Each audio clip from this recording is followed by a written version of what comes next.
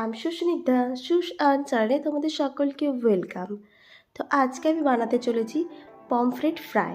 তো এই রেসিপিটা আমি আমার মায়ের থেকে নিয়েছি, মানে আমার শাশুড়ি মায়ের থেকে নিয়েছি।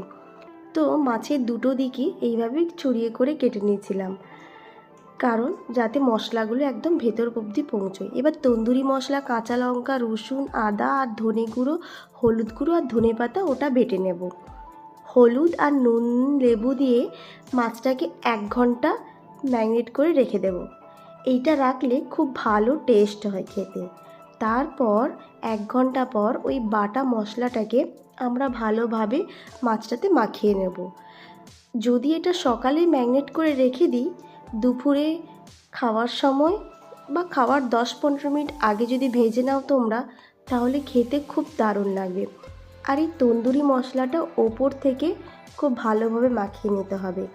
একটু বেশি পরিমাণেই দুটো দিকে ভালোভাবে মাখিয়ে নিতে হবে, তাহলে খাওয়ার সময় পুরো টেস্টটা একদম মুখে লেগে থাকে আর মাছের রন্ধ্রে রন্ধ্রে স্মেলটা যায়।